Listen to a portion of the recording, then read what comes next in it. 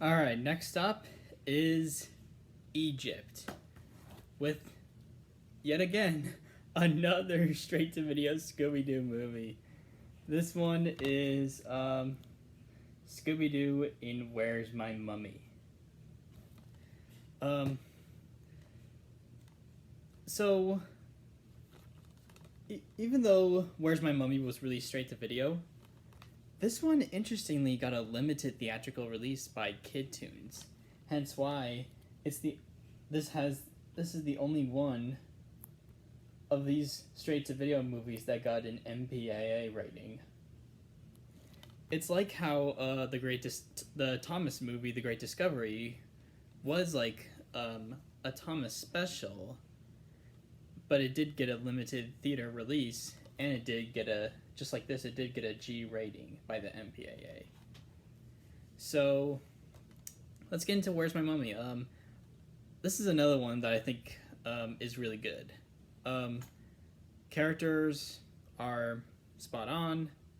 The musical scenes, Mummies, Rags, and Riches, and I forgot the other one, but they are well directed and well sung.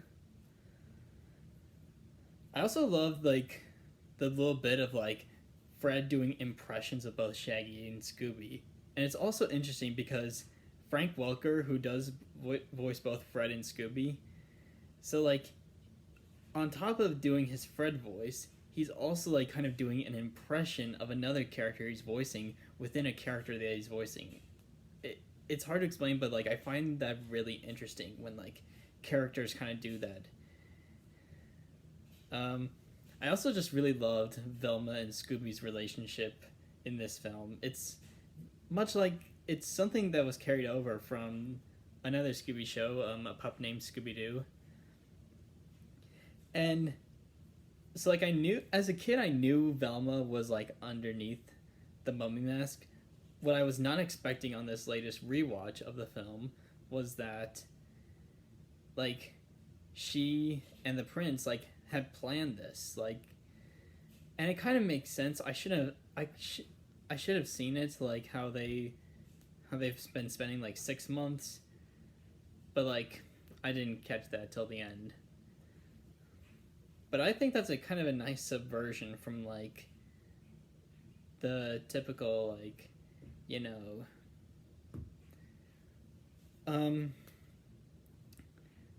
do like some of the animation. Alright, let's get into some of the flaws I have with this. One is that, just like Legend of the Vampire, as a kid I thought there was some like supernatural element in this film, but I was wrong. And it's just like I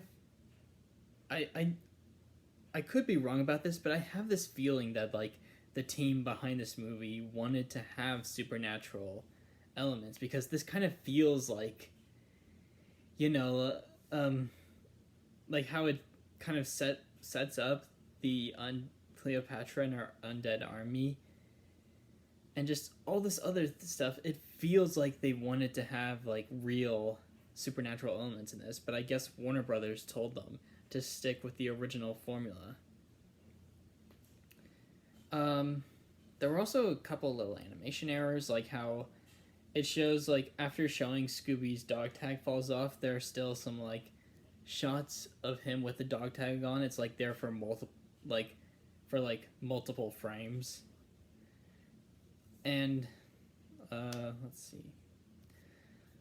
Oh yeah, something else that kind of bugs me about these straight to video Scooby films is how like when you normally say, all right, compare like SpongeBob, like the SpongeBob show, then you compare next to the SpongeBob SquarePants movie, there's like a big leap in animation. Kind of like how it's also the same for like TV films, like how when you compare Phineas and Ferb to Phineas and Ferb Across the Second Dimension, you'll see that in the film there's much more fluid movement. They had a bigger budget to have better looking backgrounds and character animation.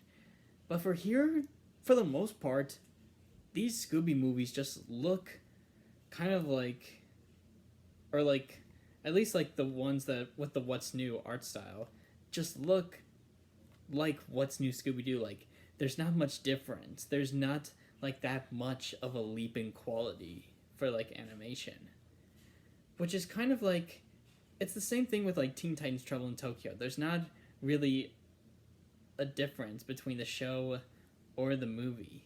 I really wish like these movies could have had that. However, we were able, I feel like the only film we were able to get that with was Scooby-Doo and the Loch Ness Monster, because like the characters, like they have better lighting and shading than they did in What's New Scooby-Doo. And that also goes for some scenes here in Scooby-Doo and Where's My Mummy, as they do have the same kind of color palette from Loch Ness Monster. But yeah, I just wish these films could have had a bit more like a bigger budget or more distinctive look from What's New Scooby-Doo or any of the other Scooby-Doo shows. But yeah, that's Scooby-Doo and Where's My Mummy. Another good entry.